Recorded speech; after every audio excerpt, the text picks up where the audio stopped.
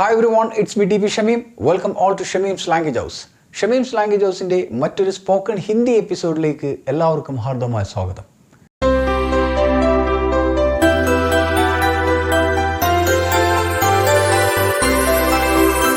Confusion ഒഴിവാക്കാം, ഹിന്ദി സംസാരിക്കാം part 3. ഇന്ന് ഞാൻ നിങ്ങൾക്ക് പറഞ്ഞു തരാൻ വേണ്ടി പോകുന്നത് നമ്മുടെ ദൈനംദിന ജീവിതത്തിൽ ഏറ്റവും കൂടുതൽ ഉപയോഗപ്രദമാകുന്ന, നമ്മുടെ നിത്യജീവിതത്തിൽ സ്ഥിരമായി നമ്മുടെ സംസാര ഭാഷയിൽ വരുന്ന ഒരു വ്യത്യസ്ത അർത്ഥം ലഭിക്കുന്ന ഒരേ സാമ്യമുള്ള 2 വാക്കുകളാണ് ഇന്ന് പഠിപ്പിക്കുന്നത്. സാധാരണ രീതിയിൽ നമ്മൾ സ്കൂൾ തലത്തിലാണ് ഹിന്ദി പഠിക്കുന്നത്. നമ്മൾ സ്കൂൾ തലത്തിൽ പഠിക്കുന്ന ഹിന്ദിയിൽ നിന്നും വളരെ വ്യത്യസ്തമായിട്ടാണ് നമ്മൾ നോർത്ത് ഇന്ത്യയിലും അതേപോലെ മറ്റ് ഹിന്ദി സംസാരിക്കുന്ന സംസ്ഥാനങ്ങളിലും പോയി കഴിഞ്ഞാൽ ഈ യൂസേജുകൾ തമ്മിൽ വ്യത്യാസം കാണുന്നത്. ആ ഒരു വ്യത്യസ്തത എന്താണെന്നാണ് ഇന്നത്തെ ക്ലാസ്. ഈ യൂസേജ് നിങ്ങളുടെ ജീവിതത്തിൽ വളരെയധികം ഉപയോഗപ്രദമാകുമെന്ന് ഞാൻ വിശ്വസിക്കുന്നു. നമുക്ക് അതിലേക്ക് കടക്കാം. ആദ്യത്തെ ഒരു വേർഡാണ് ഞാൻ എടുക്കുന്നത്. നമ്മൾ പഠിക്കുന്ന കാലത്ത് നമ്മൾ പഠിച്ചൊരു വേർഡാണ് ആയ എന്നുള്ളത്. ആയ എന്ന് പറഞ്ഞു കഴിഞ്ഞാൽ വന്നു എന്നാണ്, അല്ലേ? ആന എന്നതിൻ്റെ പാസ്റ്റ് ടെൻസ് ആണ് ആയ അഥവാ വന്നു എന്നുള്ളത്. പക്ഷേ ഈ ആയ എന്നുള്ളത് നമ്മൾ നോർത്ത് ഇന്ത്യയിലൊക്കെ പോയി കഴിഞ്ഞാൽ ഈ ആയ എന്നുള്ളത് ആഘയ എന്നായിട്ടും പറയുന്നതായിട്ട് നമ്മൾക്ക് കേൾക്കാം. പലവരും ഇതെന്താണ് തെറ്റിദ്ധരിച്ചിരിക്കുന്നത്, ആഘയ എന്നുള്ളത് മറ്റൊരു വേർഡാണെന്നാണ്. യഥാർത്ഥത്തിൽ ആയ എന്നതിൻ്റെ സെയിം മീനിങ് തന്നെയാണ് ആഘയ എന്ന അർത്ഥത്തിനും. ഇതേപോലെ തന്നെയാണ് ഗിറ എന്ന് പറഞ്ഞാൽ വീണു എന്നാണ്, ഗിർഘയ എന്ന് പറഞ്ഞു കഴിഞ്ഞാൽ വീണു എന്ന് തന്നെയാണ്. അതേപോലെ തന്നെ സോയ എന്ന് പറഞ്ഞാൽ ഉറങ്ങി എന്നാണ്, സോഘയ എന്ന് പറഞ്ഞു കഴിഞ്ഞാലും ഉറങ്ങി എന്ന് തന്നെയാണ്. അതേപോലെ ഹുവ എന്ന് പറഞ്ഞു കഴിഞ്ഞാൽ സംഭവിച്ചു എന്നാണ്, അത് ഹോഘയ എന്ന് പറഞ്ഞു കഴിഞ്ഞാലും സംഭവിച്ചു എന്ന് തന്നെയാണ്. അപ്പോൾ ഈ രൂപത്തിൽ ഒരുപാട് വാക്കുകൾ എന്നാണ് നമ്മുടെ സംസാര ഭാഷയിൽ, അഥവാ ചെറിയൊരു വ്യത്യസ്തമായിട്ട് വരുന്ന, നമ്മളെ കൺഫ്യൂഷൻ ആക്കുന്ന, അതേപോലെ തന്നെ ഒരേപോലെ അർത്ഥം ലഭിക്കുന്ന വാക്കുകളാണ്. പക്ഷെ നമ്മിൽ പലവരും ഇത് വ്യത്യസ്ത വാക്കാണെന്ന് മനസ്സിലാക്കിക്കൊണ്ട് സംസാരത്തിൽ നിന്നാണ് പ്രയോഗിക്കാൻ പലവരും ബുദ്ധിമുട്ടുകയും ചിലവരത് മനഃപൂർവ്വം ഒഴിവാക്കുകയുമാണ് ചെയ്യുന്നത്. അങ്ങനെ ചെയ്യുമ്പോഴാണ് നമ്മുടെ സംസാരത്തിൻ്റെ ഒഴുക്ക് നഷ്ടപ്പെടുന്നത്. അതുകൊണ്ട് ഈ യൂസേജുകളെക്കുറിച്ച് നമുക്ക് ചില സെൻറ്റൻസുകളിലൂടെ കടത്തിക്കൊണ്ടുപോയി കഴിഞ്ഞാൽ നമുക്ക് ഇതിൻ്റെ വ്യത്യാസം എന്താണെന്നുള്ളത്, അഥവാ വ്യത്യാസമില്ലായ്മ എന്താണെന്നുള്ളത് നമുക്ക് മനസ്സിലാക്കാൻ സാധിക്കും. അങ്ങനെയാണെങ്കിൽ കുറച്ച് സെൻറ്റൻസുകൾ ഞാനിവിടെ പറയുകയാണ്. ഈ സെൻറ്റൻസിലൂടെ നിങ്ങൾക്ക് ഇത് കൃത്യമായിട്ട് ബോധ്യമാകും ഇത് ഒരേപോലെയുള്ള ഒരേ അർത്ഥം കിട്ടുന്ന 2 വാക്കുകളാണെന്നുള്ളത്. നോക്കാം. ആദ്യം തന്നെ ആയ എന്നുള്ളൊരു വേർഡാണ് എടുക്കുന്നത്. ആയ എന്നുള്ളത് അവൻ വന്നു എന്ന് പറയാൻ വോ ആയ എന്നും പറയാം, വോ ആഘയ എന്നും പറയാം.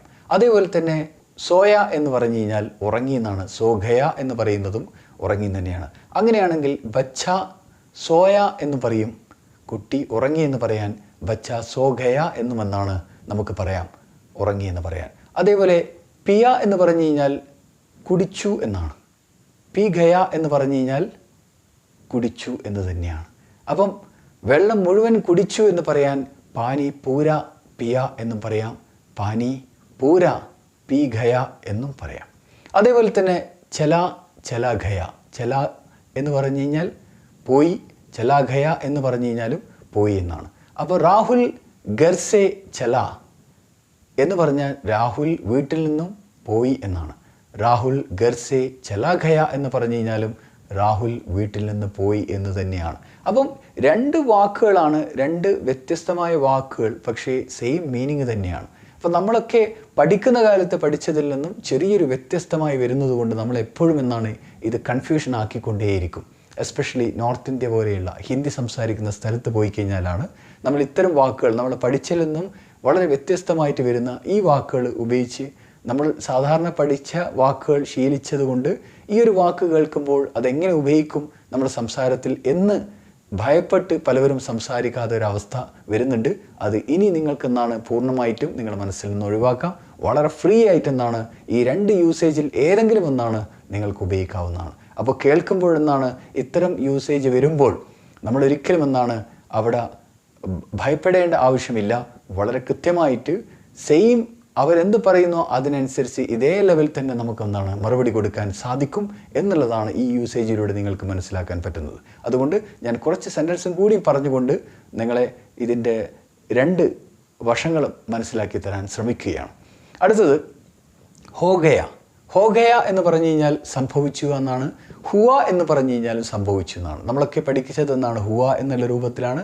അപ്പോൾ ഇതിൽ എല്ലായിടത്തും എന്താണ് ഗയ, അതായത് പോവുക എന്നുള്ള ആ ഒരു സ്ട്രക്ചറാണ് ഇതിനോടൊപ്പം എല്ലായിടത്തും ഉപയോഗിക്കുന്നത് എന്ന് മനസ്സിലാക്കുക. അതിനെ പ്രസൻറ്റും പാസ്റ്റ് ടെൻസിലും മാറിപ്പോകുമ്പോൾ അതിനനുസരിച്ച് എന്താണ് അതിൻ്റെ സെൻറ്റൻസ് സ്ട്രക്ചറിൽ ചെറിയൊരു മാറ്റം വരുന്നു എന്നേ ഉള്ളൂ.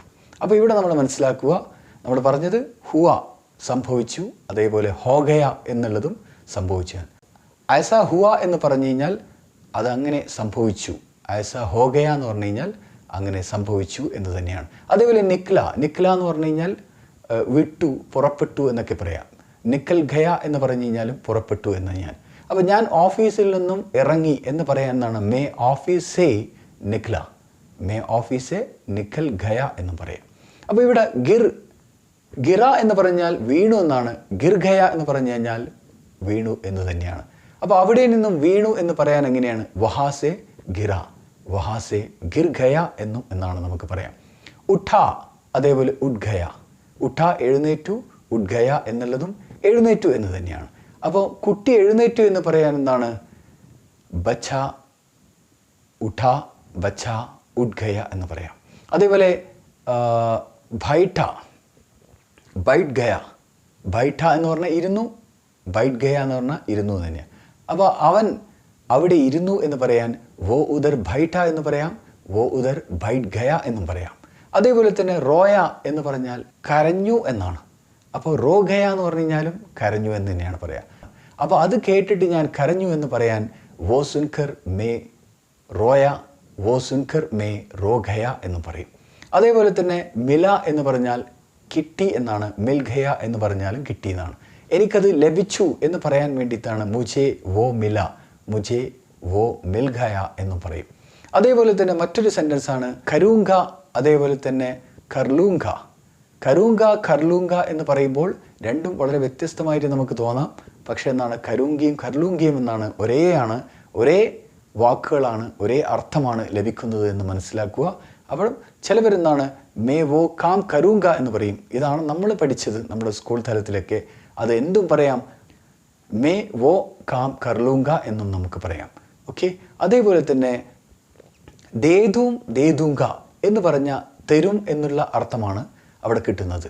അപ്പോൾ മേ വോ തുജെ ദൂങ്ക, ഞാൻ നിനക്കത് തരും, ഞാൻ നിനക്കത് തരും എന്നുള്ളത് എങ്ങനെയും പറയാം. മേ വോ തുജെ ദേദൂങ്ക എന്നുള്ള അർത്ഥത്തിലും നമ്മൾക്ക് പറയാവുന്നതാണ്. അവസാനമായിട്ട് ഒന്ന് പറയുകയാണ് ഖാ ഖാലേ. ഖാ എന്നും പറയാം, ഖാലേ എന്നും പറയാം. അപ്പം നീ ഭക്ഷണം കഴിക്കുക എന്ന് പറയാൻ തു ഖാന ഖാ, തു ഖാന ഖാലേ എന്ന് നമുക്കെന്താണ് ഇവിടെ പറയാം. അപ്പം ഒരുപാട് സെൻറ്റൻസുകൾ ഞാൻ പറഞ്ഞു. ഇതിൻ്റെ വ്യത്യസ്തത നിങ്ങൾക്ക് മനസ്സിലായിട്ടുണ്ടാകും. ചെറിയൊരു വ്യത്യാസമാണ് ഉള്ളത്, പക്ഷേ രണ്ടും ഒരേ അർത്ഥമാണ് നമുക്ക് ലഭിക്കുക മലയാളത്തിൽ. അതുകൊണ്ട് ഈ വാക്കുകൾ രണ്ടും എന്നാണ് മനസ്സിലാക്കി കഴിഞ്ഞാൽ നിങ്ങൾക്ക് എവിടെ പോയി കഴിഞ്ഞാലും ഹിന്ദിയിൽ വളരെ ഈസി ആയിട്ട് നിങ്ങൾക്ക് സംസാരിക്കാൻ, സംവാദം ചെയ്യാനും അതേപോലെ തന്നെ നിങ്ങൾക്ക് ആശയവിനിമയം കൈമാറും പെട്ടെന്ന് സാധിക്കുമെന്ന് ഞാൻ ഒരിക്കൽ കൂടി നിങ്ങളെ ഓർമ്മപ്പെടുന്നു. എനിവേ, ഈ വീഡിയോ നിങ്ങൾക്ക് എല്ലാവർക്കും ഇഷ്ടപ്പെട്ടിട്ടുണ്ടാകുമെന്ന് ഞാൻ വിശ്വസിക്കുന്നു. ഇനിയും ഇത്തരം ഒരുപാട് വീഡിയോകൾ ചെയ്യുവാൻ നിങ്ങളുടെ സഹകരണവും സപ്പോർട്ടും എനിക്ക് ആവശ്യമുണ്ട്. ഞാനത് ആഗ്രഹിക്കുന്നു.